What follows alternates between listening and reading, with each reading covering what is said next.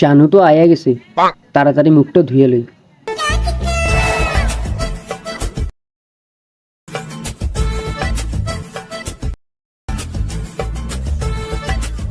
বুড়ারে আগে খেদাই লই, তারপর জানুরে ডাকুন। এই স্যারে বইতে কি লাভ নাই, সার্ভেশন দিন ধুলে আয়ো কই। কি করে? আর চার বাসন তো নইলে 2 কাপ চা বানাইলেও।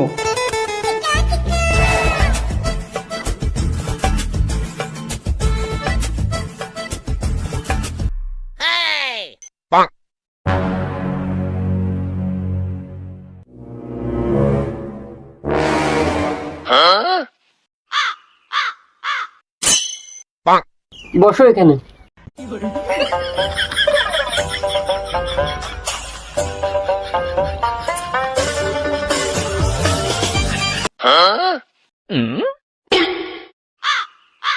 এটা আবার কোন ওষুধ? আর বললো কে বৌরিছে মানুষটা কি? তোমার এত জানার দরকার নাই, চান্সও চা দাও। চালো সাগাই খামু না এই অস্ত্রে দুমু? কি ব্যাগ দেছ, এক কাপ দাও। তাহলে 3 কাপ বানাইতে কইতে। খাইবার হলে বানাইয়া খাও, কোনোদিন তো চা খেতে দেখি নাই। নাপিত দেখলে নক্কুনি বারে।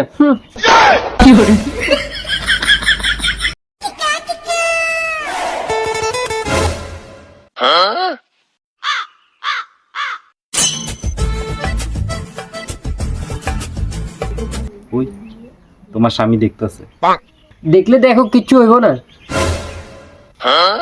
ওই কি হর, আর কাপড় কিন্তু 2 উইকেট দিত। ঠিক আছে।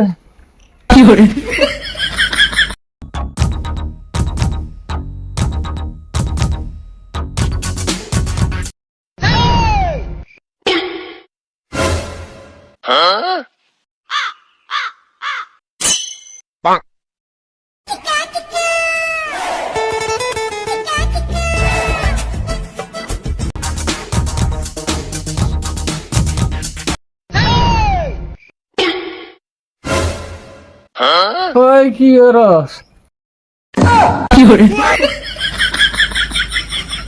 তুই বেশি বাড়ি গেছো, তোমার বান্দি তুই হইব।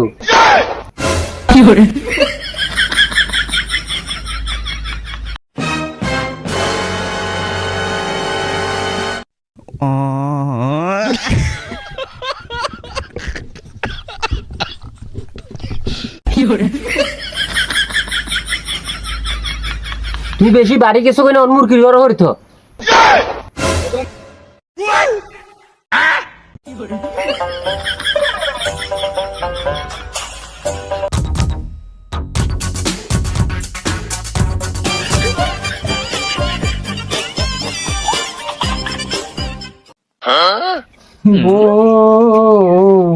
আমি বন্দি মুরগির ঘরে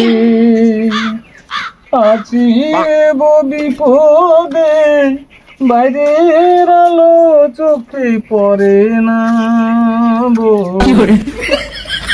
জেলখানার সম্বল মুরগির পায়খানা কেবল, এছাড়াই অন্য কিছু মিলে না।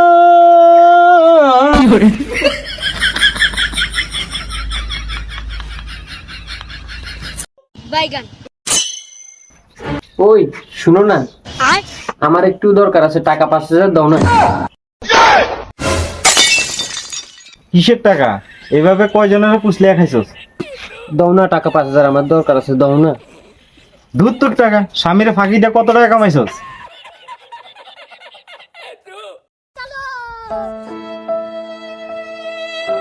জাল্লা চুরি করলাম, হে কসুর, আর স্বামীটারও মুরগির ঘরে বান্ধি দিলাম। না, স্বামীটারে মুরগির ঘরতে বাইর করে লই আই।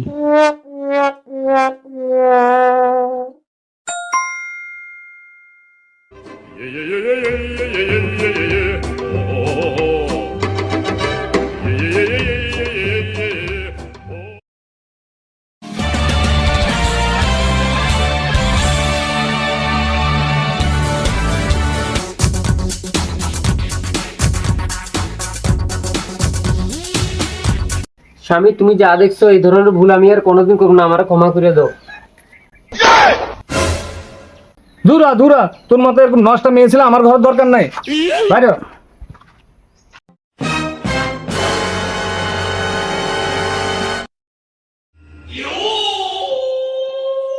বাইগান।